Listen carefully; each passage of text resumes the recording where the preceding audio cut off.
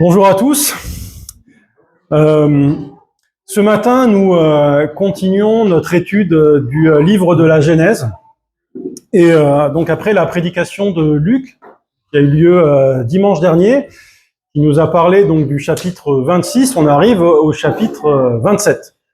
Alors pour ceux qui étaient là dimanche dernier, vous vous rappelez que ce qui a marqué Luc dans le passage précédent, c'était finalement l'enfermement de l'humanité dans ses travers, dans sa façon de penser, empreinte finalement de stéréotypes, de violence, de perdition en fait. Et donc il a mis ça en contraste avec la libération qu'apporte le Christ, et que cette nouvelle relation à Dieu, en fait, change tout dans nos vies. Alors, ce matin, on va lire un texte qui, au premier abord, va sembler, en fait, dans la même ligne. Hein. On va retrouver cette humanité. Hein. Ce sont les mêmes personnages qui interviennent. On va retrouver donc un texte où Dieu, finalement, peut sembler absent. Mais on va voir que dans ce texte, même si Dieu n'est pas mis au premier plan, et bien finalement c'est quand même sa volonté, sa toute puissance qui est mise en avant. On va voir aussi une humanité qui semble perdue, qui semble enfermée dans son péché, et pourtant on va voir que malgré tout dans cette humanité, on va trouver cette soif de Dieu qui est finalement notre lot commun à nous, les hommes. Et au-delà de cette soif de Dieu, on va voir aussi qu'il y a un chemin vers la rédemption et vers le salut. Alors je vais lire le texte donc de ce Genèse 27. Je vais même m'arrêter, en fait, je vais lire la première moitié du verset du chapitre 28 pour, disons, on va dire, vous allez voir, pour clore un argument. Donc, je commence. Quand Isaac était devenu vieux, sa vue avait baissé au point qu'il ne voyait plus. Un jour, il appela Ésaü, son fils aîné, et lui dit « Mon fils ». Celui-ci répondit « Qu'y a-t-il » ? « Me voici devenu vieux, reprit Isaac, et je ne sais pas quand je mourrai. Maintenant donc, je te prie, prends tes armes, ton arc et tes flèches, va courir la campagne et chasse quelques gibiers pour moi. Tu m'en apprêteras un de ces bons plats comme je les aime. Tu me le serviras, je mangerai, puis je te donnerai ma bénédiction avant de mourir. » Rebecca écoutait ce que Isaac disait à son fils Ésaü. Quand celui-ci fut parti chasser dans la campagne pour apporter du gibier, Rebecca dit à Jacob, son second fils, « Écoute, j'ai entendu ton père dire à ton frère Ésaü, « Rapporte-moi du gibier, tu m'en feras un bon plat, je mangerai, et je te donnerai ma bénédiction devant l'Éternel avant de mourir. Maintenant donc, mon fils, écoute-moi et fais ce que je vais te dire. Va au troupeau, choisis-moi 2 bons chevreaux, j'en préparerai pour ton père un de ces bons plats comme il les aime. Tu le lui apporteras, il en mangera, puis il te donnera sa bénédiction avant de mourir. » Jacob répondit à Rebecca, sa mère, « Ésaü, mon frère, est couvert de poils et moi pas. Si mon père me touche, il s'apercevra que j'ai voulu le tromper, si bien que j'aurai sur moi une malédiction au lieu d'une bénédiction. » Sa mère répliqua, « Dans ce cas, que la malédiction retombe sur moi, mon fils. Fais seulement ce que je t'ai dit, va me chercher cela. » Il alla donc prendre des chevreaux et les apporta à sa mère, qui en prépara un bon plat comme son père l'aimait. Puis elle choisit les plus beaux habits d'Ésaü, son fils aîné, qui se trouvait dans la maison, et les fit mettre à Jacob, son fils cadet. Elle lui recouvrit avec la peau des chevreaux les mains, les bras, et la partie du cou dénudée de poils. Puis elle lui remit le bon plat et le pain qu'elle avait préparé. Jacob entra chez son père et lui dit « Mon père !» Celui-ci répondit « Mon fils, qui es-tu » Et Jacob dit à son père « Je suis Ésaü, ton fils aîné. J'ai fait ce que tu m'as demandé. Lève-toi, je te prie, assieds-toi et mange de mon gibier pour me donner ensuite ta bénédiction. » Isaac lui demanda « Comment as-tu fait, mon fils, pour trouver si vite du gibier ?»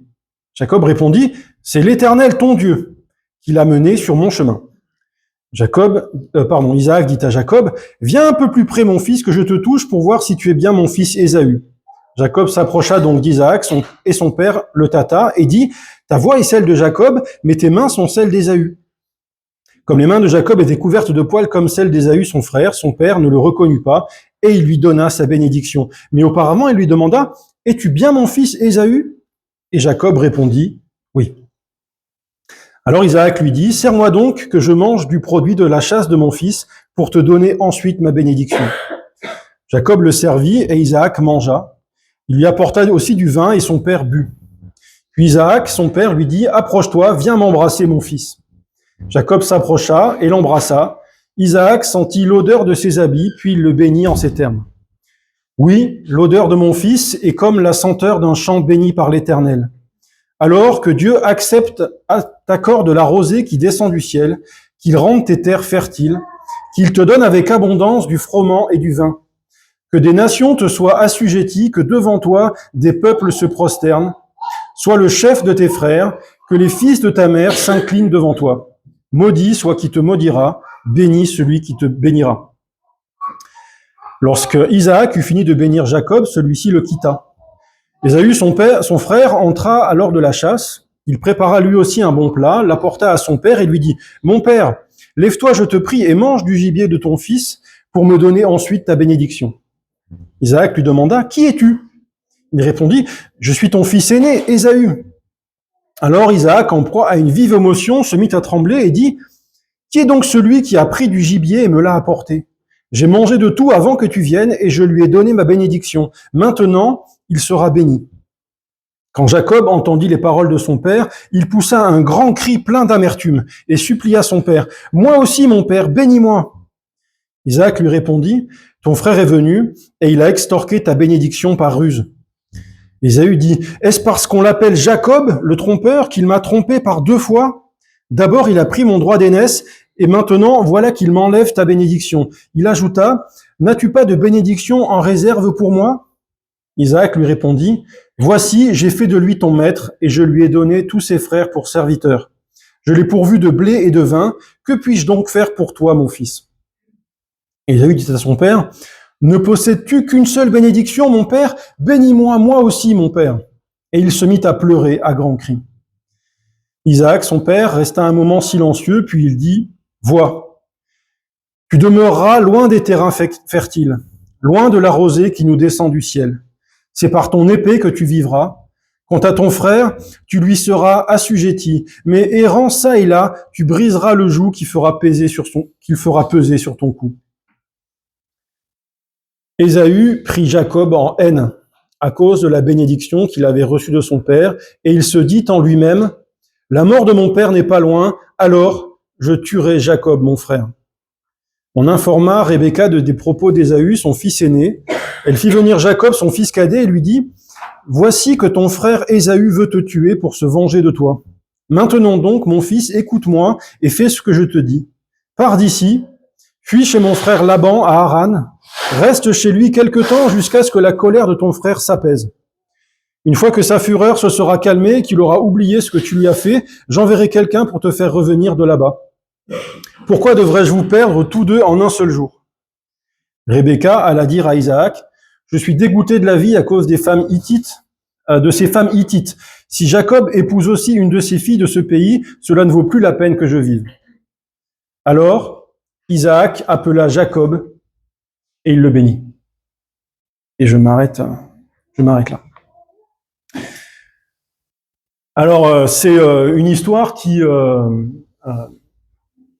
semble, au premier abord, terrible, hein, une famille qui se déchire. Alors, on voit de la manipulation, on voit du mensonge, on voit de la haine et de la colère. Et pourtant, dans ce texte, le but premier de ce texte, pourtant, il est quand même très clair. Il est quand même très clair parce que on sait ce qui est dit avant sur Jacob, 2 chapitres au précédent, dans Genèse 25 au chapitre 23, Rebecca reçoit une parole de l'Éternel qui lui dit « De ces 2 enfants naîtront 2 peuples et l'aîné sera assujetti au cadet. » L'Éternel a déjà posé une parole sur ces deux frères. Et on sait évidemment par la suite que, eh bien, la bénédiction que Dieu a donnée à Abraham, eh bien, sera transmise à Jacob, et que c'est lui qui accomplira le plan du salut de Dieu. Donc, on voit à travers cette histoire que, finalement, c'est le plan de Dieu qui s'accomplit.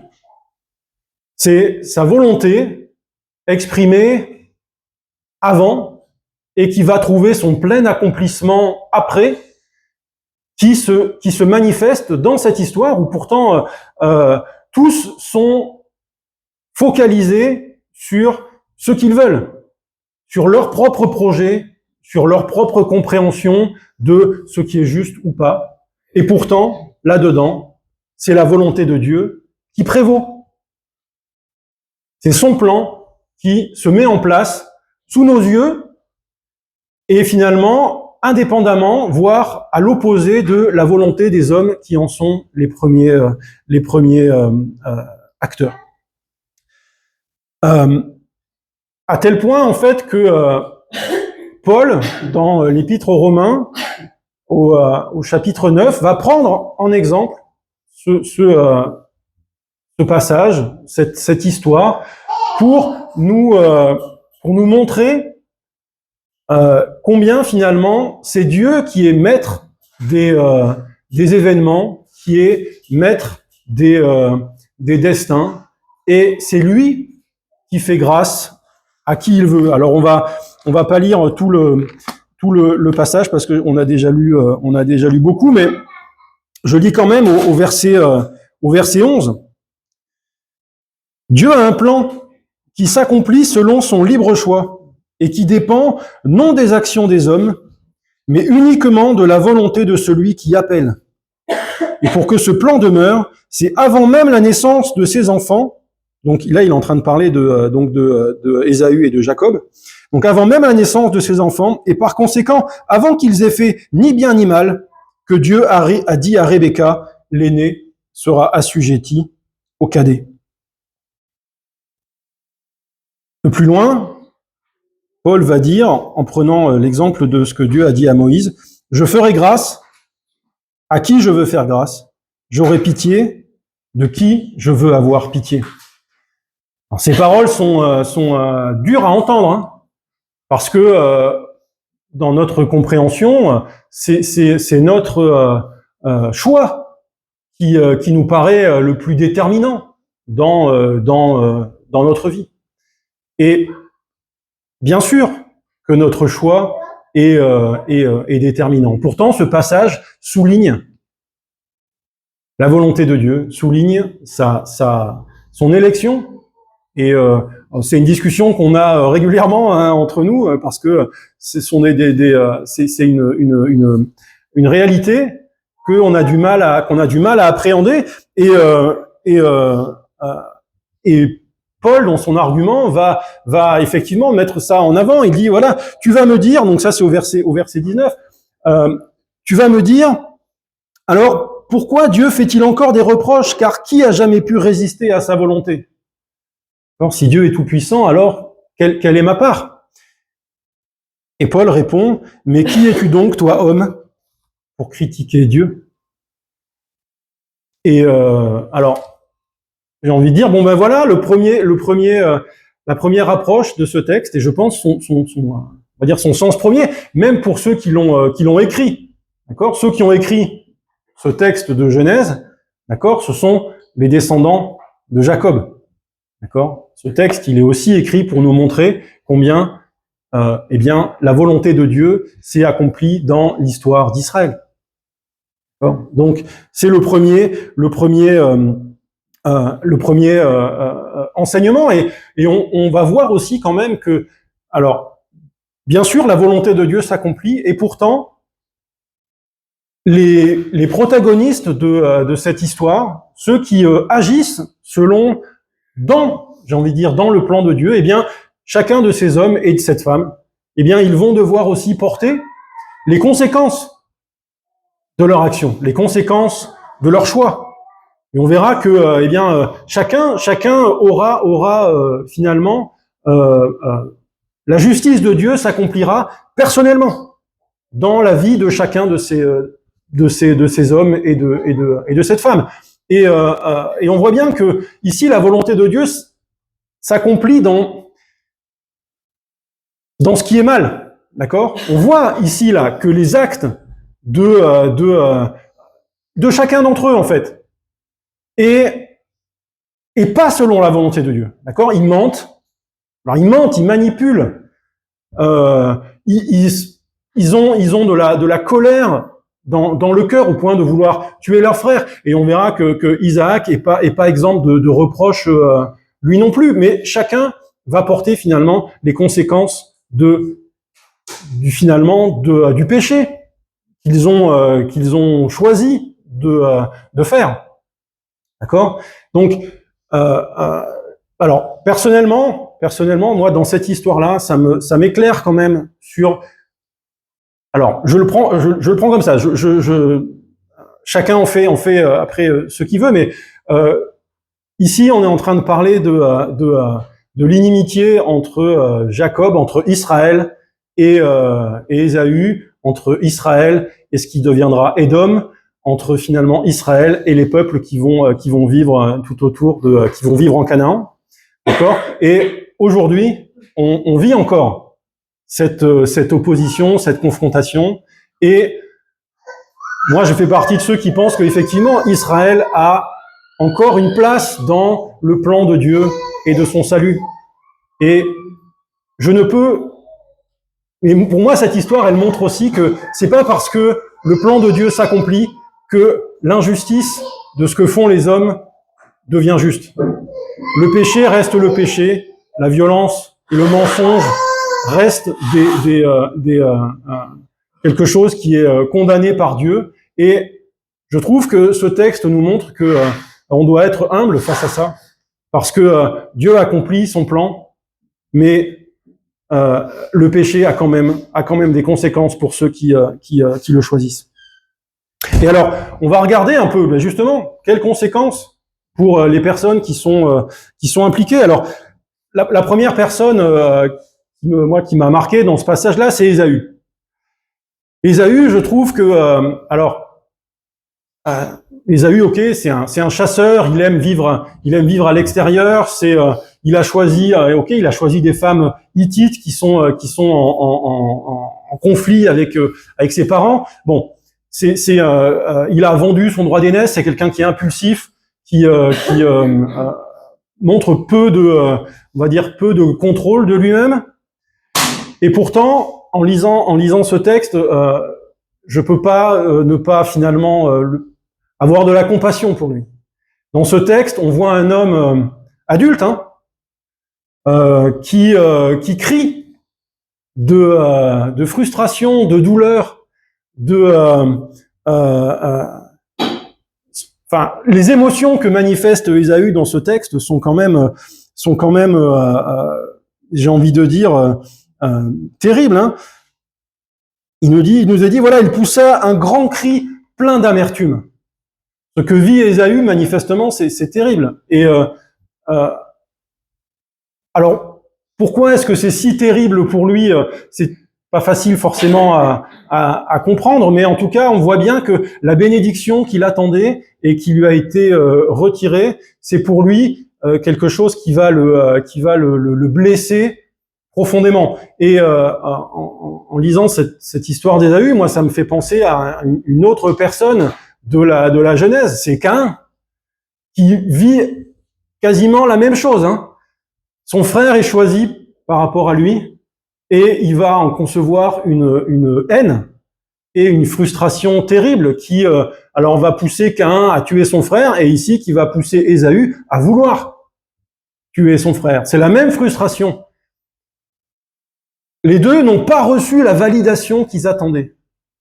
Ils attendaient que Dieu valide qui ils sont. Et Dieu ne fait pas ce choix-là. Dieu choisit l'autre frère. Et la réponse qu'ils ont à cette frustration, à cette humiliation, eh bien, c'est la colère, c'est le désir finalement, le désir de meurtre. Et la conséquence pour Ésaü, comme elle l'est finalement, pour moi, j'en trouve, il y a vraiment les conséquences sont très similaires. Hein. Caïn est condamné à l'errance, et Ésaü est condamné lui aussi hein, à une vie dure, à vivre par l'épée, par la violence. La même conséquence finalement que pour Caïn. On peut quand même remarquer que cette malédiction que reçoit finalement Ésaü, elle s'accomplit pas pour lui. En fait, on le verra plus tard, mais Ésaü, concrètement, ne sera jamais lui-même soumis à Jacob. Il va prospérer en fait. Hein. On le voit quand on le verra dans quelques chapitres. Mais Ésaü se retrouve à être riche, en fait, à être un homme important. Il vit pas finalement cette souffrance dont parle cette malédiction, mais on sait par contre que et il y a tout un chapitre hein, sur la descendance d'Ésaü, hein, qui va devenir Édom, d'accord, un des peuples qui va habiter au sud de la Judée et qui dans l'histoire, on le sait, a été un ennemi d'Israël, lui a été assujetti pendant des siècles, d'accord, va disparaître en tant qu'État au VIe siècle avant Jésus-Christ et va disparaître en tant que peuple au 1er siècle après. D'accord, donc Édom en tant que peuple disparaît donc cette parole de jugement qui est portée sur Ésaü finalement s'accomplira mais beaucoup plus tard. La deuxième personne de cette histoire, c'est Isaac. Isaac qui moi j'ai du mal à bien le comprendre Isaac dans cette histoire parce que lui aussi a été choisi parmi ses frères. D'accord ? Il a été choisi par rapport à Ismaël. D'accord ? C'est le deuxième, hein, Isaac. Il est choisi par rapport à Ismaël. Et le texte nous dit que Abraham a eu d'autres enfants et que il a fait partir ses enfants pour que Isaac reste celui qui est porteur de la bénédiction, mais de l'héritage aussi. D'accord ? Donc Isaac, il a vécu ça. Il a vécu le fait d'être choisi par rapport à ses frères. On voit là qu'il est investi d'une autorité qui nous paraît un peu invraisemblable. Hein. Il est investi d'une autorité de bénédiction. Et alors c'est vrai que ce passage est un peu difficile, je trouve, à comprendre à cause de ça, parce que on ne sait pas exactement où est la cause et où est la conséquence. Hein. Est-ce que finalement Jacob est béni à cause de la bénédiction d'Isaac, ou bien finalement la bénédiction d'Isaac vient parce que Jacob a été choisi. Les deux façons de voir en fait sont légitimes.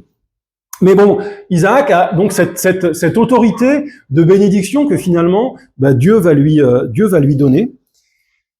Et on le voit, Isaac, en tout cas dans ce texte, ne se pose à aucun moment la question de quelle est la volonté de Dieu. D'accord ? Alors, la volonté de Dieu, elle a été donnée, alors certes à Rebecca, mais une parole a été prononcée quand même. Et Isaac ne va en tenir aucun compte. Il va aller là où sa préférence le porte. Le texte nous dit que Isaac, lui, préférait Ésaü. Et alors, les raisons qui sont données paraissent un peu futiles. Hein. Vous voyez que dans ce passage, le repas intervient beaucoup. En fait, on parle beaucoup de nourriture, qu'est-ce qu'il faut préparer, avec du gibier, des chevreaux, du pain, tout ça. Tout le monde en fait un truc. Le fait l'idée de de manger, que ce soit un plaisir et quelque chose qui apporte à Isaac de la satisfaction, ça revient quand même beaucoup et ça nous paraît très futile, de la même façon que le plat de lentilles d'Ésaü et de Jacob paraît bien futile par rapport à ce droit d'aînesse. Bah là aussi, quand même, un repas, ça paraît quand même peu de choses par rapport à la bénédiction qui va s'étendre sur des générations ensuite. Donc, Isaac paraît quand même un peu léger sur dans cette histoire. Et on peut se dire, alors Isaac, là, on le dit beaucoup, Isaac est vieux. Alors il est vieux, il voit plus, il voit venir la mort. Alors sachant que la mort finalement va pas venir tout de suite. Hein. Le texte nous apprend qu'Isaac meurt 20 ans plus tard quand même. Donc c'est pas tout de suite. Hein. Mais bon, pour lui, en tout cas, il a l'impression que bon, ça y est. Donc il veut régler des choses et manifestement, il les règle pas avec beaucoup de sagesse. D'accord, on pourrait penser que la sagesse vient avec les années.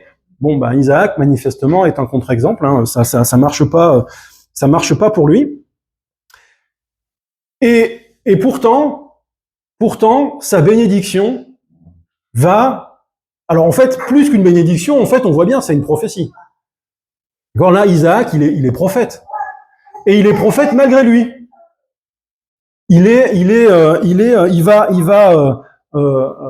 Ici, on parle pas d'héritage. Hein. Vous voyez, hein, quand dans la bénédiction d'Isaac, il nous parle de la rosée du ciel. Hein, il s'agit pas de savoir qui va hériter les chameaux là. Là, il s'agit de qui va recevoir la rosée du ciel de la part de Dieu. Qui va recevoir une autorité sur les peuples qui sont autour. Donc là, on n'est pas dans de l'héritage. On est vraiment dans de la prophétie de la représentation finalement de la présence de Dieu sur terre. C'est quand même quelque chose qui est incroyable. Et donc Isaac va être involontairement, le véhicule finalement de cette volonté de Dieu. Et pour moi, j'ai envie de dire la seule chose qui le réhabilite un peu à mes yeux, d'accord. Et c'est pour ça que j'ai lu le premier verset du chapitre suivant, c'est que au moment de faire partir Jacob, d'accord, le texte nous dit Isaac fit venir Jacob et il le bénit. Il le bénit. Alors, moi, ça m'arrive de me disputer avec mes enfants qui font des trucs, ça me plaît pas, etc. Bon, ma première réaction, c'est pas forcément une bénédiction, d'accord. C'est la première chose que je leur dis quand je m'aperçois qu'ils m'ont raconté des cracks, c'est pas non, c'est pas vraiment une bénédiction. Or là, Isaac, ce qu'il dit à son fils au moment de partir, c'est une bénédiction.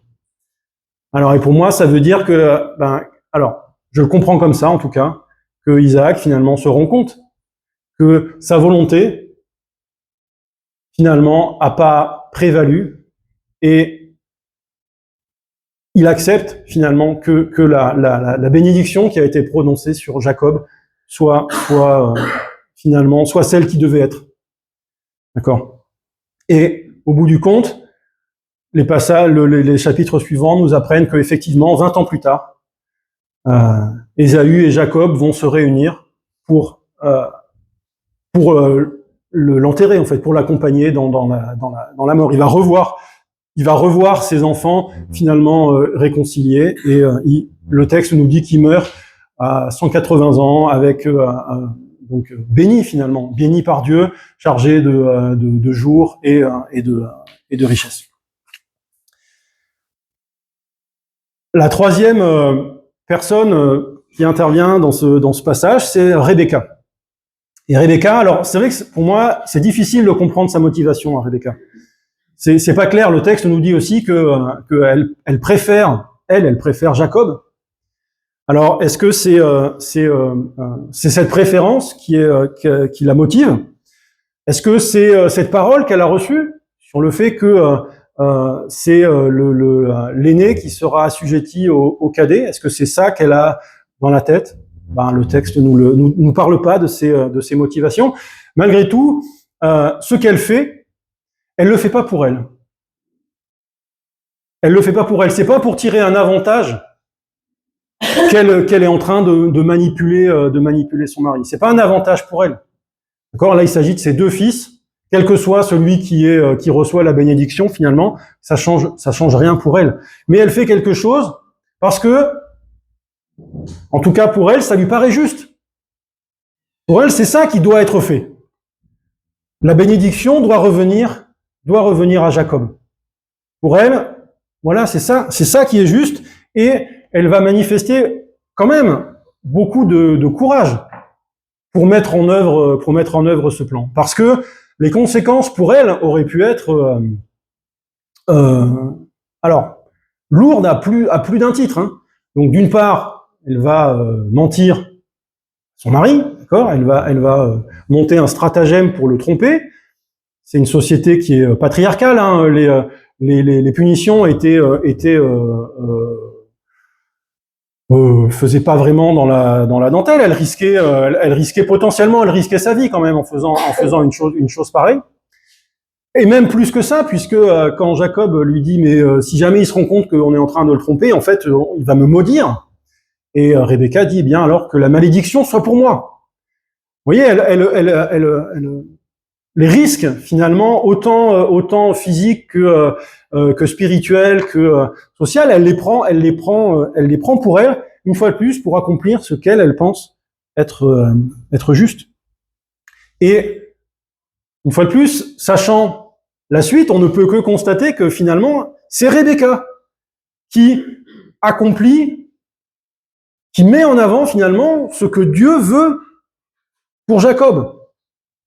Dieu veut bénir Jacob, c'est lui qui l'a choisi, et Rebecca va être celle qui finalement accomplit la volonté de Dieu, alors effectivement, par le mensonge et la manipulation. Mais c'est elle, malgré tout, qui est un instrument entre les mains de Dieu pour cela, et c'est elle qui va finalement emporter le plus lourd tribut.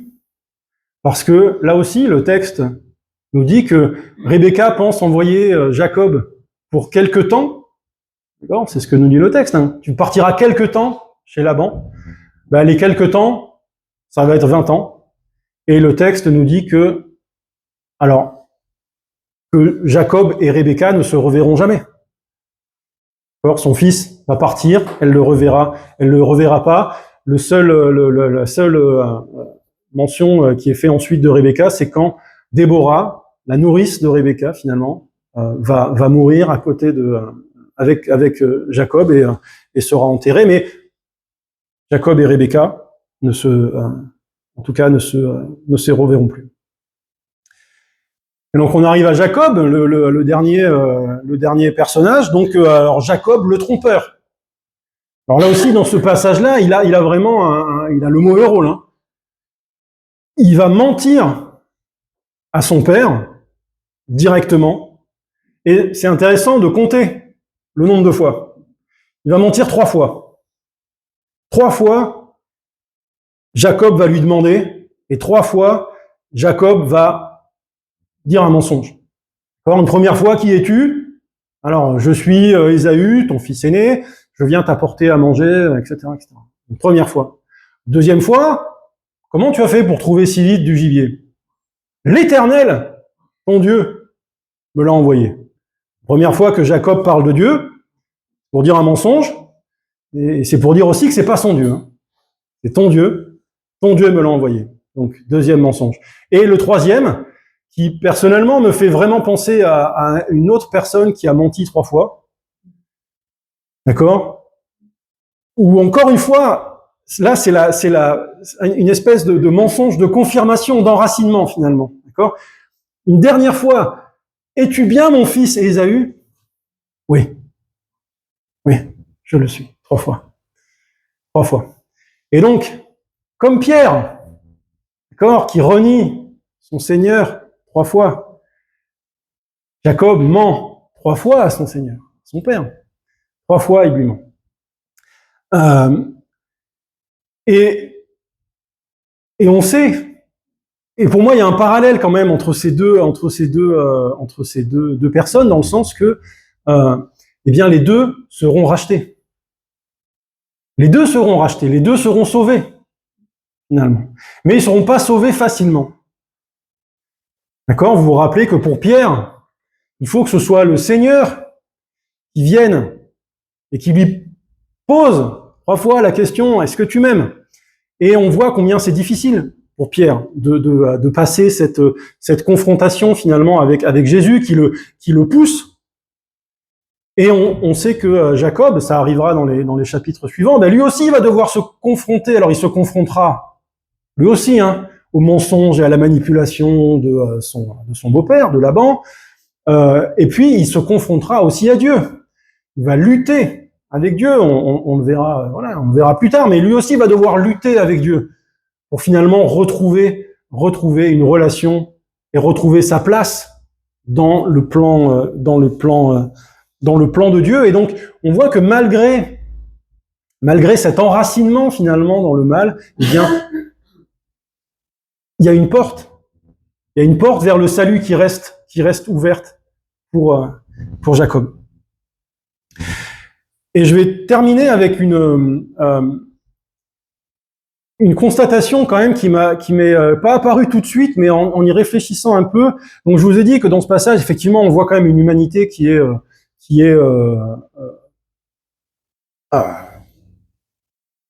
empreinte de péché, d'accord? Il y a vraiment, on sent vraiment c'est ça, de la peur. Bon, je répète pas tout ce que j'ai déjà dit. Pourtant, dans cette humanité déchue, il y a quand même une chose qui est première, c'est que dans toute cette histoire, il est question de foi. Parce que qu'est-ce qui est recherché dans ce passage-là? Ce qui est recherché, c'est la bénédiction. Et la bénédiction de qui? Mais la bénédiction de Dieu. Parce que quand Jacob demande cette bénédiction à son père, qui est là? A priori, ils sont seuls tous les deux. D'accord? Je présume que s'il y avait eu un serviteur aurait dit non, mais attends, c'est pas Jacob, enfin c'est pas Ésaü qui est là, c'est Jacob. Ils sont tous seuls. Ils sont tous seuls. La parole de Isaac pour Jacob, elle est faite en présence de qui? Elle est faite en présence, d'Isaac et de Jacob, mais surtout, elle est faite en présence de Dieu. C'est Dieu que Isaac invoque. C'est Dieu qui te donnera cette rosée du ciel que tu attends. Et si Isaac ne peut pas donner d'autres bénédictions à Ésaü, c'est parce que cette parole qu'il a prononcée, elle est prononcée devant Dieu. C'est lui qui est garant de cette parole. Donc, on voit bien que tout cela, là, toutes ces 4 personnes, en fait, ce qu'ils cherchent, c'est la bénédiction de Dieu sur leur vie. Non, il ne s'agit pas là de richesse ou de pouvoir. Il s'agit de la parole de Dieu sur leur vie. C'est ça qu'ils veulent. C'est quand même incroyable de se rendre compte que ces personnes-là qui écoutent pas Dieu, ils l'écoutent pas. Pourtant, ils cherchent sa bénédiction. Et on ne peut que constater que finalement cette recherche, que cette foi finalement est insuffisante. Et ça nous interroge, bien sûr, ça nous interroge nous aussi. Et là, je vais rejoindre ce que Philémon a dit en introduction. Qu'est-ce qu'on est venu recevoir ici ce matin? Parce que si on est venu recevoir la bénédiction de Dieu comme Jacob, Rebecca ou Ésaü l'a recherché, eh bien, c'est insuffisant. C'est insuffisant parce que cette bénédiction, elle n'est finalement que le produit, alors d'une part de la volonté de Dieu, puis d'autre part de son projet, et son projet, c'est ce que nous explique le Christ. D'accord, c'est lui qui vient apporter un éclairage, j'ai envie de dire salutaire sur ce texte, mais ce que le Christ nous propose, c'est au contraire de chercher d'abord à entendre ce que Dieu a à nous dire. La première chose à chercher, c'est effectivement de savoir, mais quelle est ta volonté pour moi? C'est ça qui compte. Vous voyez, il y a un proverbe qui nous parle de celui qui montre la lune avec son doigt et de ceux qui regardent le doigt. Ben, là, c'est un peu la même chose. La bénédiction, c'est le doigt.